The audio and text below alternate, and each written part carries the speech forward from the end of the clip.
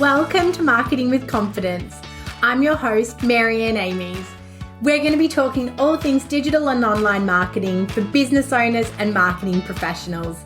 If you've been feeling overwhelmed by your digital marketing, be sure to listen along and you'll hear tips, interviews and more that will give you the confidence to create marketing you love. Welcome back. Today I'm joined by Bec Hughes. Bec is a brand strategist and creative business coach. She draws on over 20 years' experience in the creative industry to give brand-led designers and creatives tools and insights to make confident decisions for their brand and their business. As a voice of authority in her industry, she shares her unique take on making digital marketing work from a place of authenticity. I hope you enjoy the chat as much as we did, and it gives you new perspectives as you embrace your digital marketing confidence. Hi, Bec. Thanks for joining me today. Hi, Marianne. It's so good to be here. How are you, lovely? I'm really, really good. Bec and I had the pleasure of spending last week together on a retreat, which is really amazing because we do live in different states now. We didn't know each other when we lived in the same state. So that was really fantastic. And I'm so excited to have you on here today talking about digital confidence. Which is going to be really interesting, Marianne, because I've got to decide in the next 30 minutes if I've got any digital confidence or not. Well, we'll just let it all hang out and see what happens. Let's do that. See if we can find it. Digitally. Well, to start with, do you want to tell us all about your business? Yes. So I'm Bec Hughes. I'm actually Becky Hughes. And this is interesting in itself because I've been in business for 7 years, and that has changed and evolved over time. And for a long time, I had various different brands. I do not care to share how many times I've branded myself, and that's a different story. No, but I'll say what I do in a sec, so that will make sense.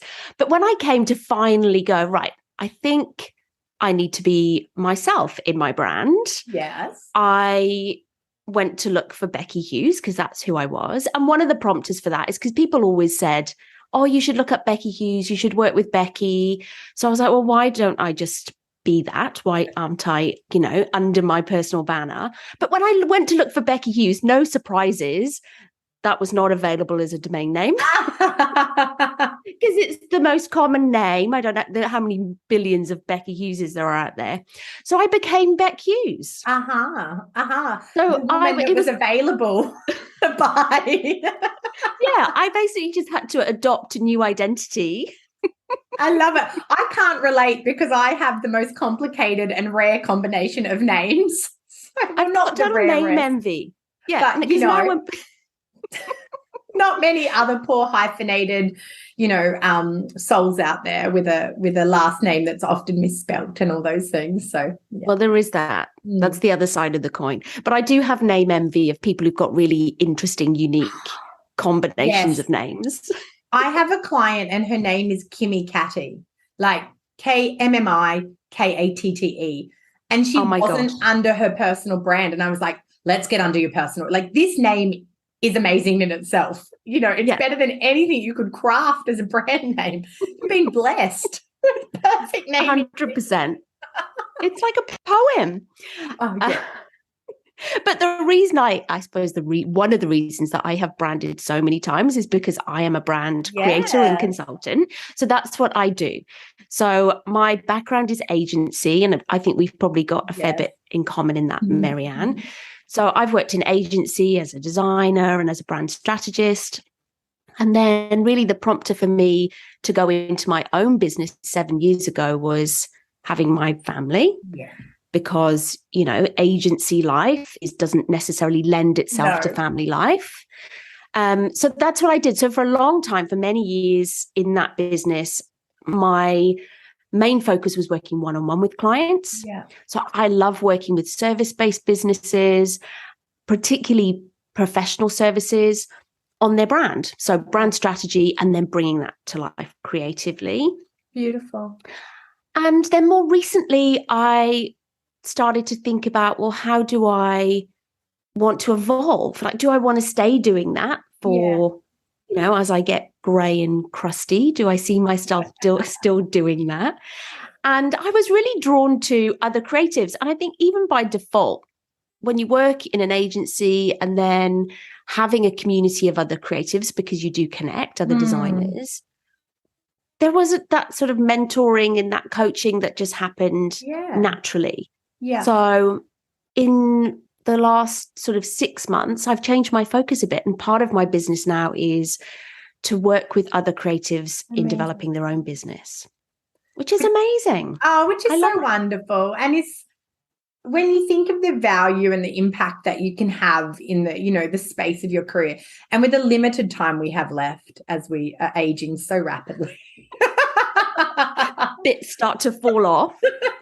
Like, what a better way than to have an impact on, the up and coming. And obviously for every sort of creative that you work with, to build a better business, to be more confident in their pricing, to own their strategy, to own their worth, you're impacting, an individual that will go on to great things, which is almost, I would imagine, more rewarding than just impacting a single brand in their brand journey. Look, it is so rewarding. And I think business can be a bit of a whirlwind. You go through, you're really focusing on what you do and all the things and all the boxes that you need to tick. Yeah. And you never really reflect on, what did I learn through that journey? What were my mistakes? What were my pivot points? Yeah. What were the big turning points for me? And I think when you then stop and take some time to reflect on that, you think you can see with a slightly different lens what some of those learnings were. And I just think, well, you've got the opportunity to share those things. And for me, one of the biggest things that I see in that group of designers and creatives is that they don't necessarily feel confident in their value. So they have these situations where, they're not doing their best work because they're letting their client dictate to them, or they're not setting boundaries because they're not confident enough to manage the client in the way they need to. So there's lots of, I think, potentially slightly downtrodden designers who are so talented and so clever, but they're at the whim of their client and the industry a little bit. And I just want to see more clients empowered to go, actually, it's my work, it's my time, it's my value, and this is how I want to express it in the world. I love that. And I mean, obviously we see it through our sort of business as well. And often, you go down that freelance path to be free, to be flexible. We think, I'm not going to work for someone, I'm going to work for myself. And what ends up happening is you actually work for every single client. You end up with 20 bosses where you had one before, and freer, and further along with all those things you thought going into business were going to get you. Yeah. I mean, that's the total irony is there is you're absolutely right. You go from potentially, if you worked in an agency, having a boss to then having multiple bosses in your multiple clients. Yeah. And I guess losing your opportunity for that true creative expression as well. So I think the avenue that you're going down is so valuable, and there's so many people that will be so fortunate to work with you in that space as well. Oh, thanks, lovely. Look, I feel very inspired by it. Yeah. I feel really like I'm in my groove, for sure. Yeah. So speaking of inspired, how did you feel about digital marketing? Oh my goodness. Do inspired and digital marketing fit in the same sentence together? I thought it was the perfect segue. It was smooth. It was smoothly done. You know what? Almost my digital journey runs in parallel with my business journey and progression. Yeah. And because I knew we were having this conversation, I reflected on it a little bit. And I think one of the things for me is that I really didn't have put much emphasis on digital marketing in the start of my business. Yes. it's kind of strange in a way, but in the early days when I first started, which was 7 years ago, and a lot has changed in 7 years, For right? sure. But I think I ticked a few boxes. So I was like, well, yes, I should have a website. I think I had a Facebook page. Uh-huh. And it was Good job. probably somewhat undercooked. And I may even have written the occasional blog. And that was really the extent of it. Yeah. So and I don't necessarily wear this as a badge of honor, but I do talk a lot about how probably for like the first 4 or 5 years of my business, I probably didn't really put any emphasis on digital marketing, which is like, I can see the color draining from your face, Marianne. Gasp. Yeah. And I don't think there was any real reason for that. I put my focus in other areas, which was around network and referrals and collaboration and those kinds of things. Yeah. And didn't probably even have I'm certain I didn't have an Instagram account. You know what's funny about that? Just you saying that. I'm reflecting on my total resistance to Instagram.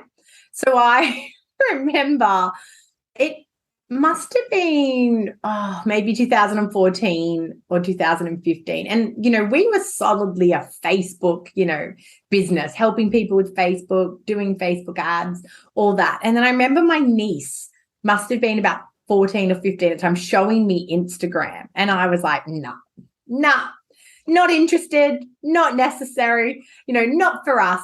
Go away. I think that was the first time there was a new channel. I was no, we're fine. Like Facebook is everything. I don't need it. And I think even as a company, I don't think we started Instagram until maybe 2016 because I was so like, no, we don't need that. What? Like that's going nowhere. So don't worry. The digital resistance is, even someone in my position has been through it. Look, it is. I think for a while, I really did have some stories around it. And I told myself, oh, you don't need it. You don't need it because, you've got the referrals and you've got all these other things. And I think the progression for me has been to recognize that it's just part of a toolkit. It's part of the things you can do. Yeah. And it's a wasted opportunity not to use it in one way or another. Yeah. So as much as I don't necessarily, sometimes I think, do I regret not really throwing myself into it sooner? Do I have regrets about that? And I don't think I do. Yeah. I just think I did the things at the right time that suited me. And actually that is my attitude towards digital as a whole. Yeah. But I think that's authentic, isn't it? Like that's authentic. If you had tried to do it because you had to, or because someone told you should, like you would never have shown up authentically. You wouldn't have committed to it. You would have not put time and effort in. You would have just put up the things that you probably had to put up, and people wouldn't have got any closer to knowing you, any closer to understanding the value you add. So, I think that authenticity has to be a part of it as well. Yeah. Look, that whole thing around authenticity in digital for me, it's such a big topic for me at the moment. And it's something I think about a lot. Yeah. Because for me, being in brand, authenticity, the A word, no one likes to say it, but there's not a better word that anyone's invented yet. So we're stuck with it. But authenticity is obviously very important, particularly for the kinds of business owners that I work with who are service-based. It's all about them. So encouraging them to show themselves, whether it be as a support to a business brand or as a personal brand, is really essential in the work that I have done in the past. And then what I hear all the time is this thread, this vernacular around, well, you've got to embrace digital. You need to do the reels and do the lives and show up because that's you being your authentic self. But for me at the moment, I really wrestle with that because I think there's a bit of a paradox in the idea that you need to use those tools to be authentic. But I think for me, sorry, I don't want to offend anyone here, but the ways that they are commonly used at the moment are so inauthentic. That's such a great point. Yeah. Miming, who mimes? Miming is not an authentic thing. The only person that can mime with any level of authority is Charlie Chaplin. He did it well, and no one else should be doing it. And we can't have that moustache anymore, so that's out. But well, no, I agree. Yeah, like it's such a valid point. And to be honest, I haven't reflected on it in that way before. But yeah, we're saying show up authentically. But if it feels completely inauthentic for you to dance on a reel, for God's sake, don't dance on a reel. And I was in actually my confidence group the other day, and, you know, all the ladies were basically like, and I'm not dancing on reels. And I'm like, nobody, you don't have to. You know, you can do a reel that's just a video background with an inspiring quote. You know, do the thing that is going to feel the most real for you. And you're right. If stories, face to camera stories, make you break out in a cold sweat, you shouldn't be forcing yourself to do it, because that's not authentic. And again, it's like makeup in photo shoots, right? Like you want, when somebody meets you in real life or on Zoom, for it to feel a little bit like you're the same person, not this kind of different version of yourself. So yeah, I think that's a really good point about the trends. You need to find the way that those trends work for you. It's almost for me that there's a bit of a life cycle in digital, and everything starts with, you know, I think for reels, for example, I am not talking with any authority on this either, by the way, but, you know, it kind of starts with TikTok, and all the young kids are doing it, and they are genuine. They are doing it for fun. There is no underpinning reason for them doing it other than self-expression. They're having fun with it. Yeah. But then suddenly the business world gets hold of it, and they're like, oh, hold on, this trend is working, you know, this is happening for a certain group of people. So let's now apply it to this world. But they apply it. I don't know who they are, but they're the powers that be. It then gets the man. It then gets applied in exactly the same way. So suddenly all of the, you know, the cool kids were dancing. What was fun-free expression becomes peddling your wares. And it doesn't translate. So then you go, well, so there's this period of friction where, you know, you've got the business world doing what just happened organically, and it doesn't feel good. And then there at some point becomes maybe a reframing of that does suit the business world. And I think that's what we're going through at the moment a bit with Instagram. I agree. And look, confidentially between you and I also wonder, when the platform wants something to go well, the platform prioritizes it. So Instagram is prioritizing reels because it wants to compete with TikTok. So we create reels and Instagram prioritizes reels, but do people actually want to consume them, you know, on that channel? And you know, that's an interesting, because there's a real chicken and egg that's happening there. You know, are we seeing more reels because we want to see more reels, or are we seeing more reels because Instagram's giving it to us? And then as a creator, we see reach, so we go, oh, I'll make more. So I feel like, you know, it will shake out. To your point about it moving in cycles, I think it will shake out in the next 6 months. But what do we actually want from that channel? And was it ever this?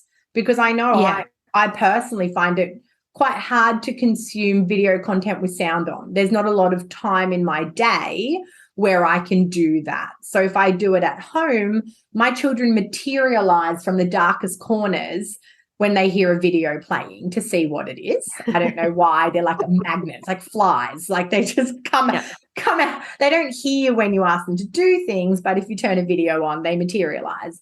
And then, you know, within we've got an open plan office. So obviously I'm not in my work day watching a lot of video content. So I actually find it really hard to consume that content. You know, there's limited pockets of my day. So it's interesting to find out, you know, what's the truth? You know, do we want this content on Instagram? And obviously there was a big, you know, uproar about that a few weeks ago as well. But it's really interesting, and we get pushed towards what the platform wants us to achieve and do as well. Yeah. But I think what's also interesting in that, and what I see at the moment, is I feel the quality of the content is so much lower. Even in the last few months, the quality of the content that is shared, particularly on Instagram, if we're focusing there, has just become so vacuous and so repetitive because everybody's just pumping out this, trending content. There are people making reels about making reels. Like, come on. I know. That one always gets me in the feed. It's like, this is the reel you need to do next. And I was like, oh, okay, but you made a reel. But how did you? Okay, sure. Like, you're right. Like, how did we get here?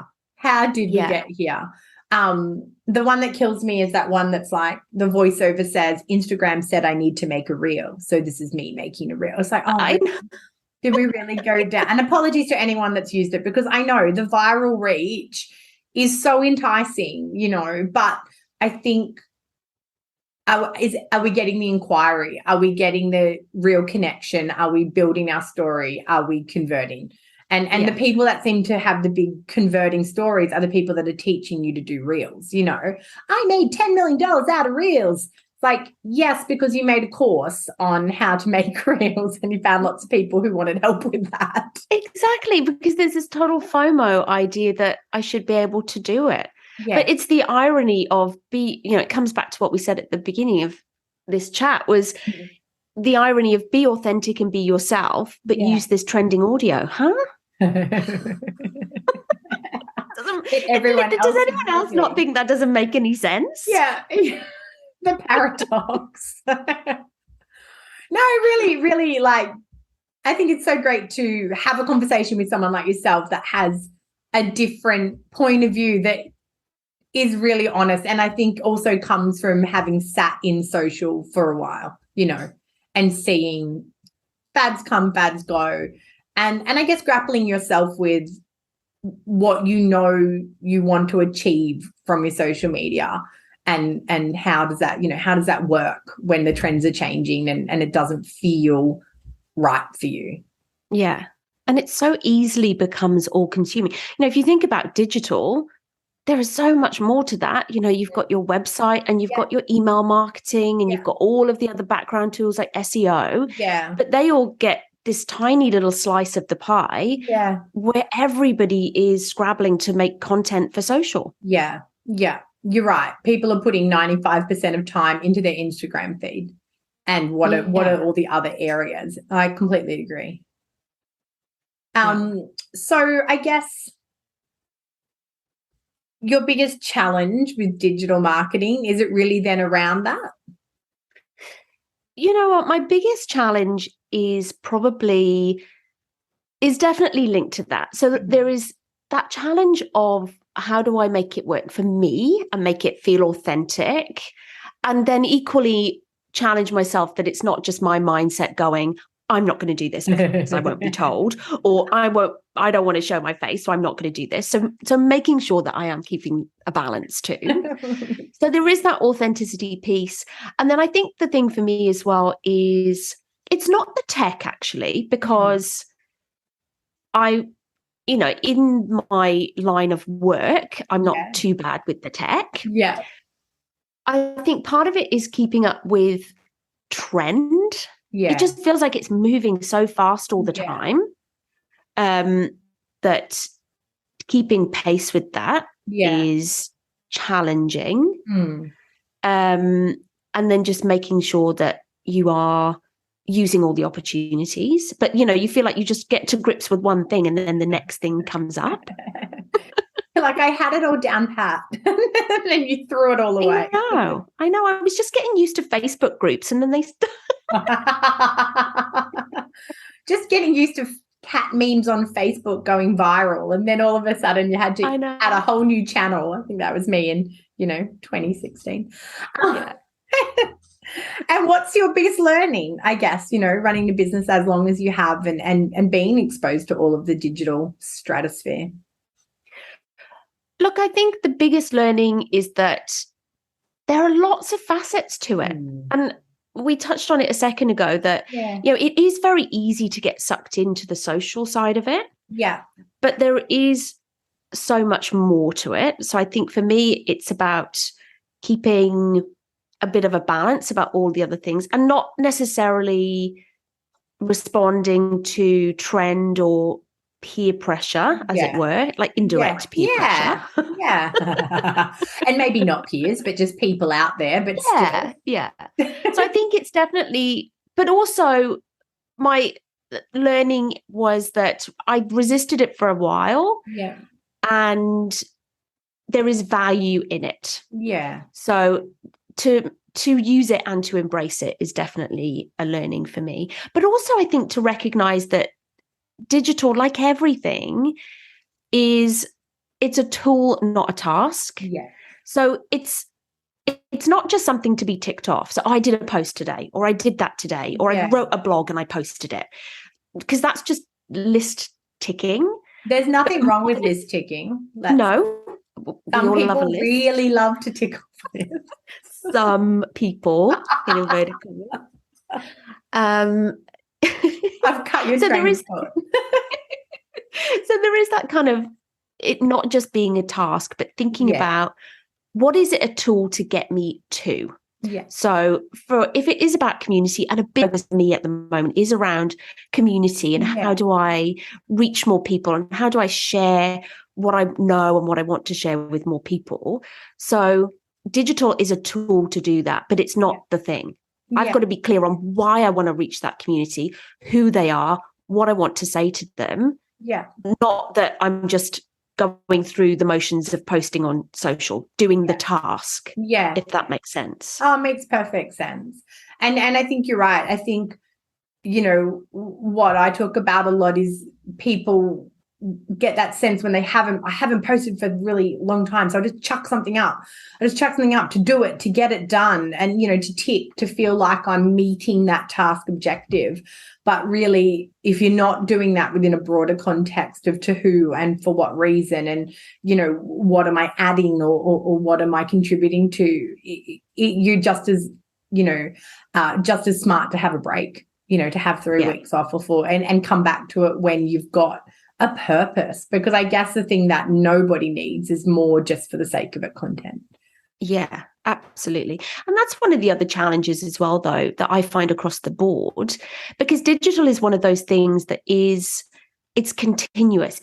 Everybody's constantly producing, whether that's sending an email or, posting new content on your website or doing something on social. That I recognize and see the benefit of consistency, but it is also a challenge to be consistent. Yeah, absolutely. Yeah, another paradox. Yeah, I know. Paradoxes in digital. I know. Maybe I should publish a book of digital paradoxes. Yeah. A great read, a fascinating read. And so I guess now, living through what you've lived through, knowing that, there's always going to be change. How do you feel about digital marketing now versus when you got started?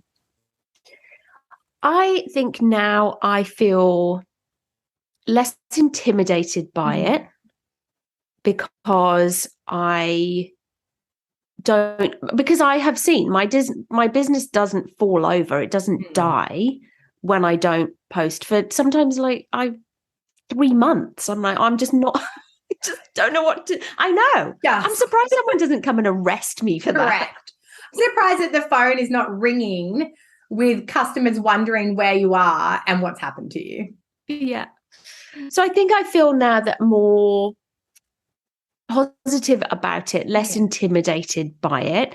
And I think there are still things where I go, I should be doing more of that and I should embrace that more. But I don't necessarily feel the pressure of that as much as I might have done. Yeah. So, but equally, I think there's so much value in it if it's used in the right way, if it's used authentically, and we're still all working out what that means, I think.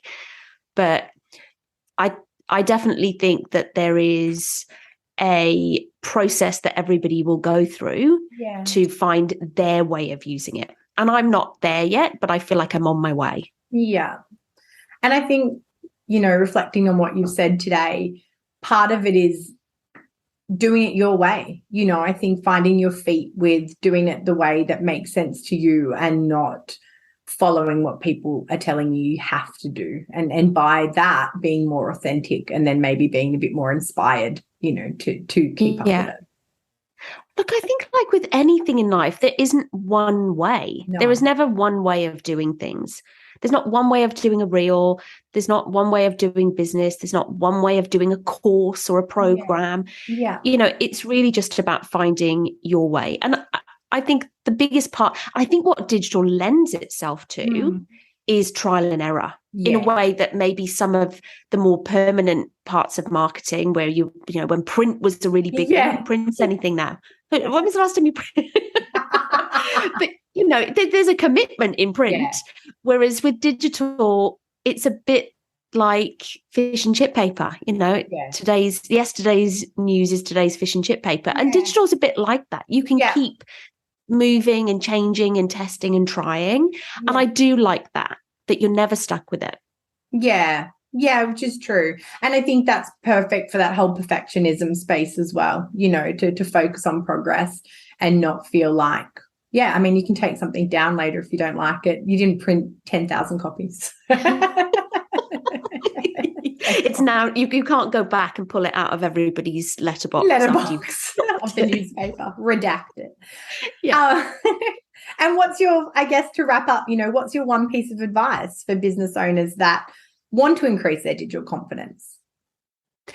Look, I would say that just try it, give it a go. And that's, I suppose, what I'm still working on in my business life is just having that sense that it doesn't matter. You can try it. And if it doesn't work, it doesn't really matter. Yeah. But also, don't spend hours upon hours fiddling with it, trying to work it out.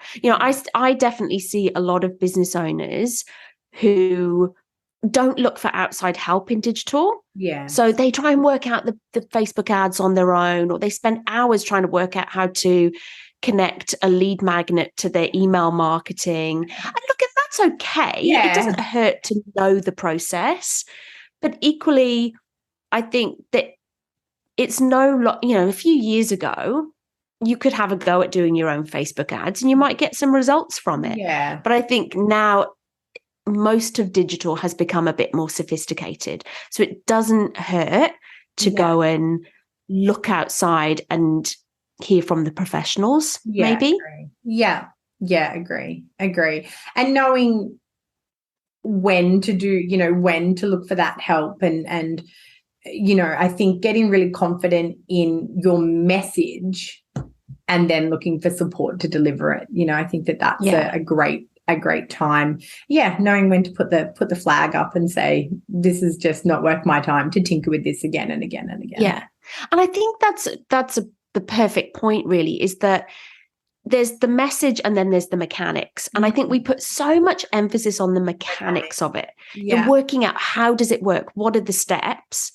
But actually, if we put more focus on the quality of the message and the quality of the output and didn't, perhaps came back to basics a bit on the mechanics, then it might readdress the balance, because I think there is a huge amount of emphasis on, there are so many applications to do things and, having 50 different zaps to make it all work together and, having a 20 email sequence, and it's all about the mechanics. Yeah.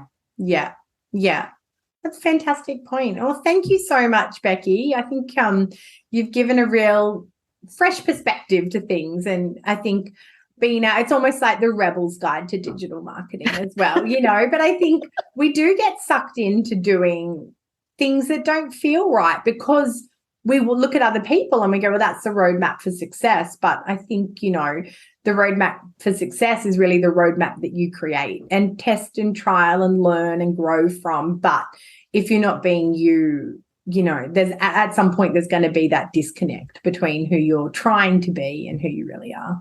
Yeah, 100%. I think we all see it when someone's in that digital space and they're doing something that isn't a good fit for them or they don't feel good about. Yeah. It's sort of, they exude that awkwardness. Yeah. And that's not good for their brand.